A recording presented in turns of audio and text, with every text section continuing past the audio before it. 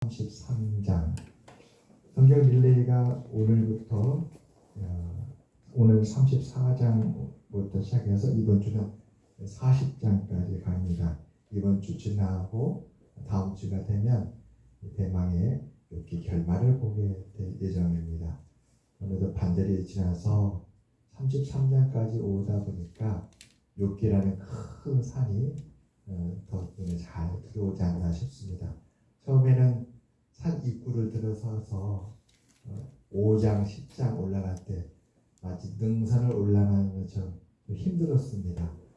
비슷한 얘기가 되풀이되고 또 뭔가 안개속 같고 답답하고 욥을 향해서 비난과 책망이 계속 옥신각신 하는데 그 내용이 계속 반복되니까 마치 우리가 그 똑같은 코스죠. 이 오르막길에서 등산하다 보면은 이 가파른 오르막길 갈 때 힘들잖아요. 한 발 올라가고 두 발 올라가도 제자리인 것 같고 정상을 해도 까마득하고 언제 저기까지 가나. 근데 어느덧 우리는 33장까지 왔습니다. 이제는 욥기가 좀 보입니다. 욥의 고난은 어떻게 시작됐는가? 1장에 보게 되면 그것은 시작은 사실은 하나님의 욥을 향한 믿음과 신뢰였습니다. 하나님이 사탄에게 욥을 신뢰하고 얼마나 믿는지 욥을 소개하죠. 그는 온전하고 정직하고 또 하나님을 경외해서 악을 떠난 사람인데 이 세상에 욥과 같은 사람이 없다라고 해요. 이 부분이 사단의 마음에 딱 걸린 것 같아요. 욥은 모든 사람은 다 예외 없이 부정한 사람이다. 이렇게 사단은 의심하고 믿지 않았습니다. 그런데 하나님께서 모든 사람이 다 하나님 앞에 옳지 못하다 할지라도 욥이란 사람만큼은 틀림없다 하니까 그게 사단의 마음에 탁 걸려서 사단이 하나님 앞에 아닙니다. 어찌 이유가 없겠습니까? 욥이 그렇게 하나님을 경외하고 하나님을 앞에 온전한 것은 하나님이 그의 소유물 울타리를 지켜주시고 축복해 주셨기 때문에 그렇습니다. 만일 하나님께서 그의 모든 소유물을 거두시면 하나님은 욕할 것입니다. 이렇게 사단이 욥을 하나님 앞에 의심하고 고소하게 되죠. 그것이 시작이었습니다. 그러자 하나님께서 그리고 욥에게 사단이 하나님께 요구하죠. 하나님, 제가 진실을 보여드리겠습니다. 제게 욥에게 고난을 줄 수 있도록 허락해 주시옵소서. 그래서 하나님이 사단에게 욥의 소유물을 다 빼앗을 수 있도록 맡깁니다. 맡기면서 다만 그 생명만큼은 건들지 마라. 생명은 지켜라. 생명은 넘어뜨리지 말라. 그렇게 요구를 합니다. 그것이 욥의 고난의 시작이었습니다. 우리가 1장부터 34장을 쭉 오다 보면 참 욥이 중요한 사람이다 하는 것을 느끼게 돼요. 이 욥은 그의 역할이 마치 인류를 대표하는 것 같아요. 하나님이 그러셨잖아요. 세상 모든 사람들이 다 거짓되고 그들의 신앙이 위선적이라 할지라도 욥만큼은 틀림없이 온전하고 진실하다라는 것이 하나님의 조건이었습니다. 그러니까 이 사단의 시련과 욥의 고난은 매우 중요했던 것이지요. 욥의 역할이 아주 중요했습니다. 욥이 자신의 믿음을 지키면 하나님의 말씀이 참이 되는 것이고 욥이 하나님을 욕하고 믿음을 지키지 못하면 하나님이 잘못된 거였지요. 뿐만 아니라 욥은 인류를 대표하는 사람과 같은 역할을 하기 때문에 욥이 믿음을 지키면 세상에 희망이 있는 거예요. 많은 사람들이 다 희망을 보지 못해서 믿음을 저버리는데 모델이 있구나. 우리가 전적으로 거룩하지 못하여서 온전할 수 없는 것, 온전하다는 것이 불가능한 것이 아니구나. 그 시련과 고통 속에서도 온전하게 된 사람이 있구나. 욥이라는 사람이 바로 그러한 것을 우리에게 희망을 주는구나. 이 욥은 희망의 반딧불이었습니다.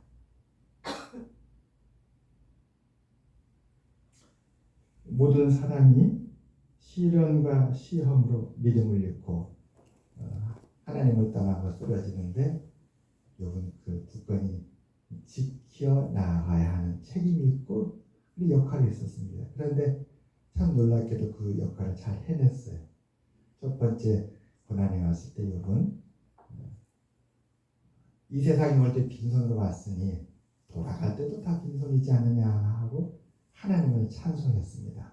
또 두 번째 환난에서도 하나님께서 우리에게 축복을 주셨는데 우리에게 화도 재난이죠. 재난도 주시지 않겠느냐 하고 또 하나님을 찬송해서 인류의 희망을 지켜냈습니다. 그런데 욥의 고난은 끝나지 않았죠. 끝났다라면 욥기는 2장이 끝났을 것입니다. 근데 2장에 끝날 수 있는 욥기가 어찌하여 33장까지 오게 됐는가?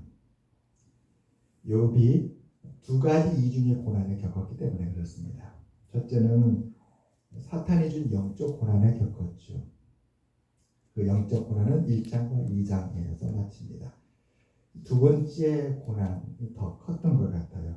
그 두 번째 고난은 친구들이 준 정신적 고통이에요. 정신적 고통. 영적 고난은 사단이 영적인 존재잖아요. 우리 눈에 보이지 않고.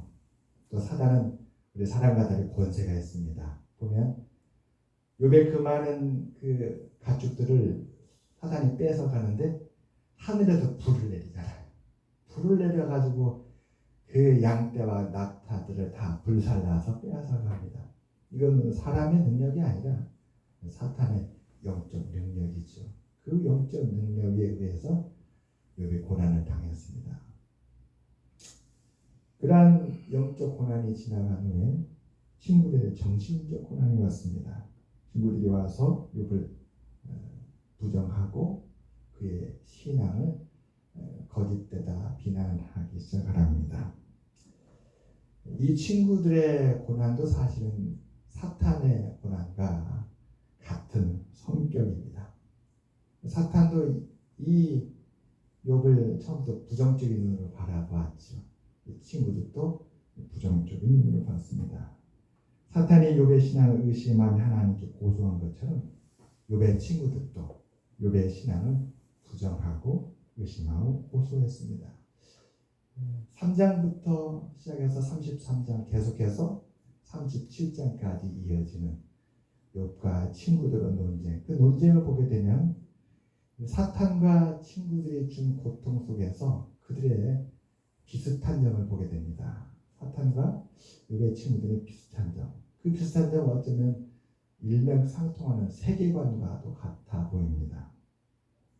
사탄은 욥의 신앙이 축복을 위한 위장되고 거짓된 신앙이었다 이렇게 보잖아요. 그래서 고난을 겪게 되면 그가 거짓됐고 의롭지 못하고 불의하다는 것이 밝혀질 것이라고 했잖아요. 친구들은 욥의 고난을 보았습니다. 이 고난을 보고 고난으로 말미암아 친구들은 사탄이 이 욥을 보았던 그 정신적인 판단과 그 욥에 대한 비난, 그 욥에 대한 의심으로 똑같이 돌아간 것이죠. 고난을 보고 친구들도 틀림없이 욥이 죄가 있구나. 그가 행실이 사실은 악했구나. 그가 주변의 이웃들에게 사실은 많은 피해를 줬고 하나님에 대한 신앙도 그가 온전하지 못하고 거짓되었고 불의한 사람이었구나. 이렇게 판단하기 시작을 합니다. 고난이 이 사탄이나 욥의 친구들이나 똑같이 그들이 어떤 시각으로 바라보는지를 보여준 것입니다. 그런데 놀라운 것은 고난을 보는 하나님의 관점은 처음부터 달랐습니다. 처음부터 고난에 달랐어요. 정확히 말하면 욥을 보는 관점이 처음부터 달랐던 것이죠. 하나님은 처음부터 욥을 믿고 사탄이 주는 고난에 욥을 맡기게 됩니다. 처음부터 욥을 하나님 믿었습니다. 어떤 시련이 욥에게 주어진다 할지라도 욥은 결코 쓰러지지 않을 것이다. 신앙을 포기하지 않을 것이다. 하나님을 경외하면서 떠나지 않을 것이다. 어떻게 해서 하나님이 이렇게 욥을 믿고 신뢰할 수 있었을까요? 저는 이 부분이 참 놀라웠습니다.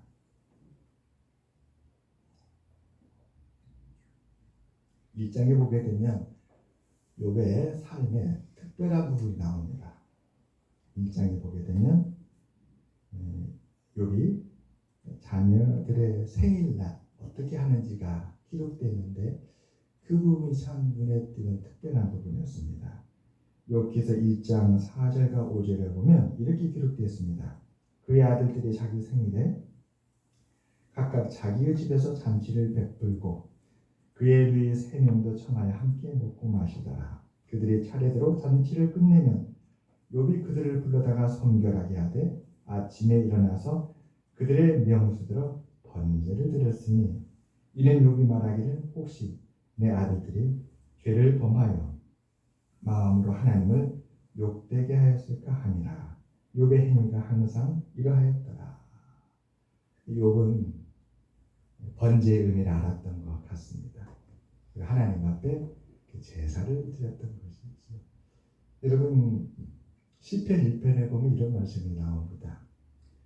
복 있는 사람은 여호와의 율법을 묵상하는 자인데 그를 비유하기를 시냇가에 심은 나무에 비유합니다. 하나님의 율법을 묵상하는 자는 그리고 그 말씀 율법을 따라가는 자는 시냇가에 심은 나무와 같이 시절을 쫓아 과실을 맺으며 그 잎사귀가 마르지 아니하니 그 모든 행사가 다 형통한다. 이것이 욥의 일상의 삶이었던 것이죠. 하나님은 아담 때부터 번제를 허락해 주셨습니다. 제가 지금도 갑자기 이름이 생각이 안 나는데 아담의 아들 누구였죠? 가인과 아벨. 아벨 맞습니다. 아까 찬양이 너무 은혜스러워가지고 오늘 제정신이 조금 정신이 피아노도 지난주 피아노가 아니에요. 그래 아벨이 하나님 앞에 제사를 드렸잖아요. 이미 하나님 앞에 나갈 때에 어떻게 나가야 되는지 그리고 하나님께 드리는 번제 이 제사법이잖아요. 이것이 우리의 삶에 어떤 영향을 미치는지를 가르쳐 주셨던 것입니다. 하나님께 나가는 법을 하나님이 가르쳐 주셨고 그 하나님께 나가는 법이 아벨과 아담에게는 생활이 되었고 그 하나님의 법은 그들의 삶을 지켜주는 반석이 되었던 것이었습니다. 이것이 바로 사단과 그의 친구들이 눈여겨보지 못했던 부분이었습니다. 우리는 사실 온전하지 못해요. 하나님은 인애가 크셔서 온전하지 우리를 어떻게 하셨냐면 참 하나님의 지혜가 놀라워요. 우리는 온전하지 못하지만 우리를 반석에 세웠어요. 아멘. 그러니까 기초가 흔들리지 않는 이상은 그 기초에 세워진 것은 절대 무너지지 않습니다.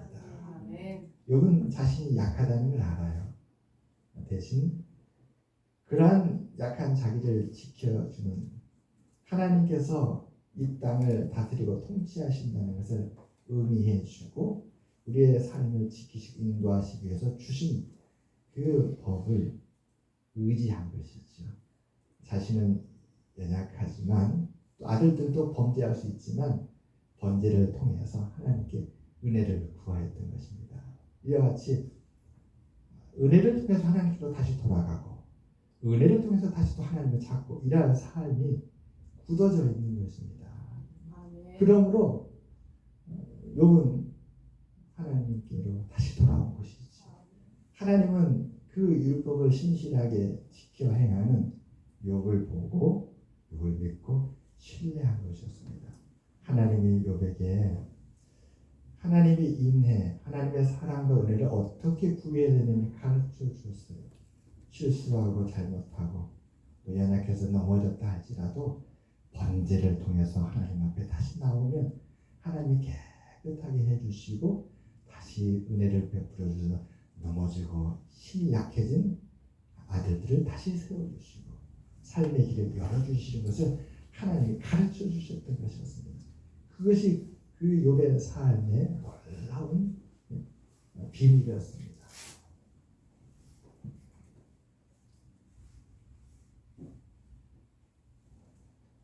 하나님은 우리 이 세상 어떤 누구보다도 크신 분이십니다. 오늘 아멘. 엘리후가 고백했던 하나님은 사람보다 의롭다.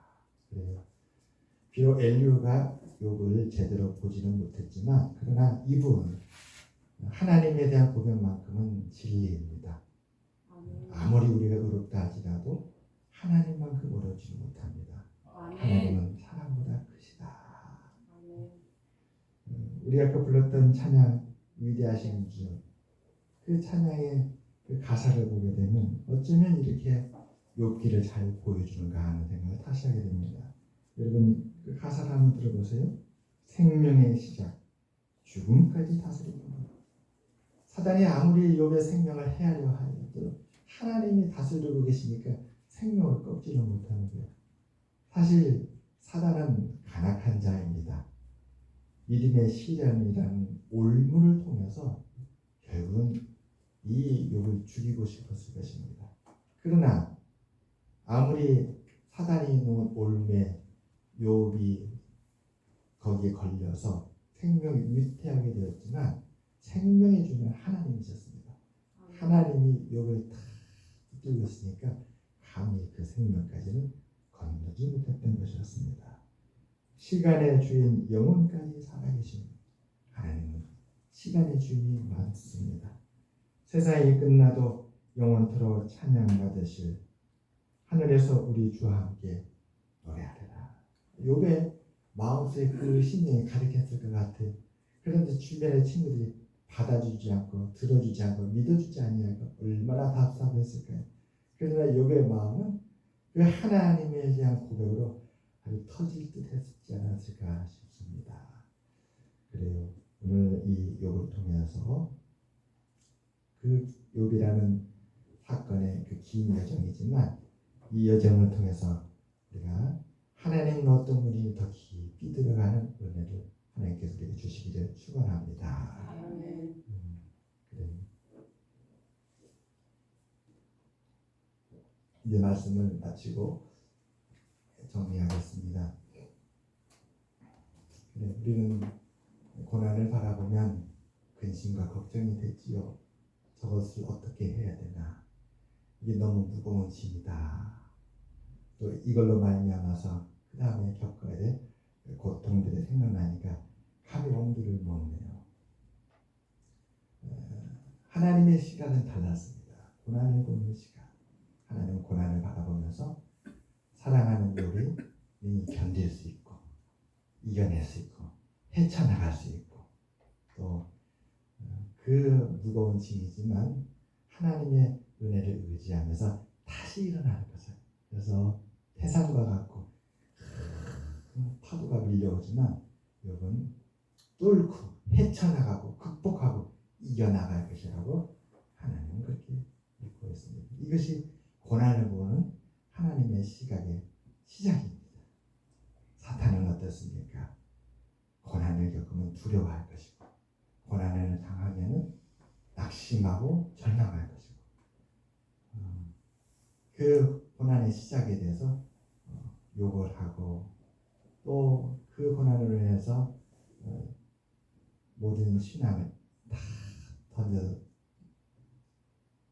다 잃어버리고 그리고 결국은 비참한 사람이 될 것이다. 이 사탄의 돈 생각입니다. 친구들은 어떻습니까? 고난에 겪고 고난 속에는 욥을 바라보면서 욥을 위로하고 욥의 용기를 주고 다시 일어나라고 하는 것이 아니라 고난은 사필 귀정이다. 인과응보처럼 욥에 숨겨진 그의 거짓과 잘못에 대한 하나님의 징계요 심판이다. 그렇게 고난을 보았습니다. 여러분, 우리는 고난을 나를 연단하고 나를 믿고 또 내가 헤쳐나가야 되고 내가 또 하나님의 영광을 위해서 풀어야 되는, 능히 하나님께서 우리에게 감당할 수 있기 때문에 주신 것이다 하고 믿음의 눈으로 보시기를 주님을 축원합니다. 아멘. 그래서 이제 10월, 11월, 12월 우리 2024년 마지막 3분기가 이르게 됐는데 우리가 계획하고 하고자 했던 일들이 다시금 우리가 일어나서 믿음으로 돌파해 나가기를 주님을 축원합니다. 아멘. 고난을 희망으로 바라보고 기회로 바라보고 믿음이 꺾이는 것이 아니라 오히려 이로 말미암아서 우리가 어떤 반석 위에 서 있는지가 증거가 되고 살아계신 하나님의 능력과 권세가 표징이 되고 그래서 주께 영광되는 우리 모두가 되시기를 주님의 이름으로 축원합니다. 아멘. 기도하겠습니다. 하나님 아버지 감사합니다. 귀한 결실의 가을에 욥기를 보게 해주셔서 감사합니다. 하나님 아버지